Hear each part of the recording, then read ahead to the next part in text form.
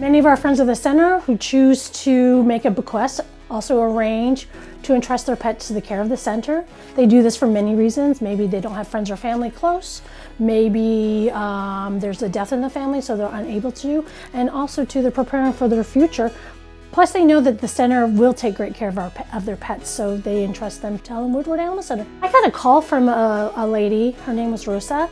It was urgent. I think she thought it was going to be close to the time that she was going to be going, and she wanted to make sure her pets, Annika and Luna, her beloved dogs, were taken care of. So she asked me to come over that week, and I did. I drove up to her home and met with her and Annika and Luna. About 3 weeks later, I got a call, and unfortunately Rosa passed, and we were asked to come and pick up the pups.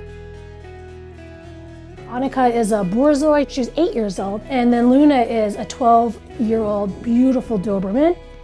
Once they were here in our care, we took great care of them. Anytime a pet comes into the center, our first and foremost thing what we do is we give them a general wellness exam. We're from tip of the nose to the bottom of the tail. We want to make sure that this pet is happy and healthy, and if there's any medical needs or issues or something that we need to take care of, we're going to address those right away.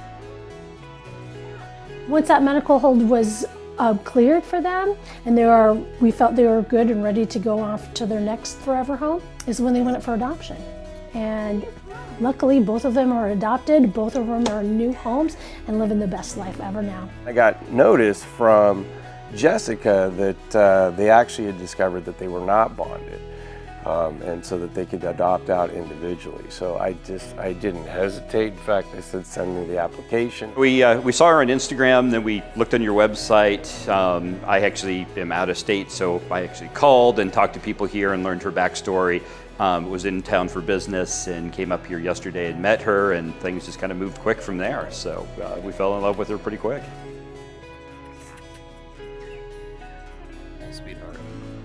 The trip in Bend to drive up there is pretty long. I mean, we'll probably take a few days to get up there just because, you know, it's probably a 16-hour straight drive. Her life up there will be different. I'm sure she probably has never seen snow, and it does snow every once in a while up in Bend, which we'll probably have to get her a little jacket or something so she can handle that. She is really bonded to him. I mean, she's always looking for her dad. If the two of us are somewhere and he's gotten up and left, she'll get up and see where he's going. She loves taking rides with him. She loves going in the car. We kind of had to figure out how to coax her into the car because it seemed like maybe she didn't go on car rides. And now that she's been in it, she loves to go on car rides all the time. Window open. And yeah, and she'll stick her nose out the door for a while, and then she'll just lay down and kind of just, you know, look at me from the back seat. You want to go with me? You want to go? Look at her smile. You can go if you want. You want to go? Oh. That's a yes. If there's nothing set up in advance, you know, what's one going to do? They have two large breed dogs that they're unable to take care of. I mean, worst case scenario, they have to call either, you know, the authorities, animal control, San Diego Humane, and then right now we're going through a crisis. There's so many pets, overpopulation of pets and overcrowded situations everywhere. I don't know, I could think worst case scenario, and I hate to think about that for those two lovely dogs because they have so much life to give and they're doing it now with their new forever homes. A lot of times they've lost the person and that's the way they ended up in the shelter.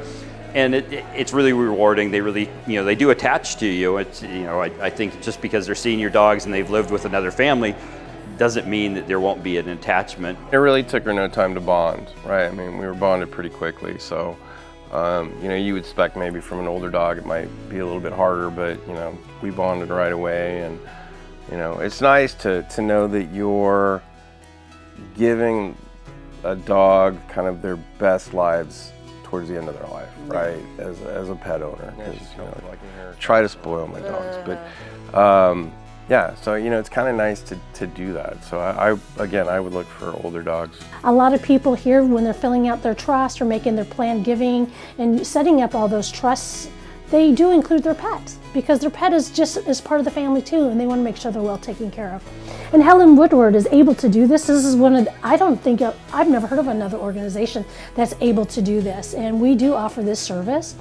to ensure pets are well taken care of because they're part of the family. If there's ever any thought about whether to do the program and leave a dog, I mean, I would encourage anybody to do it. I mean, I happen to be very grateful for the person that left Anna. I know she's grateful, you know, and so it's like I don't know, it's like a double gift, you know.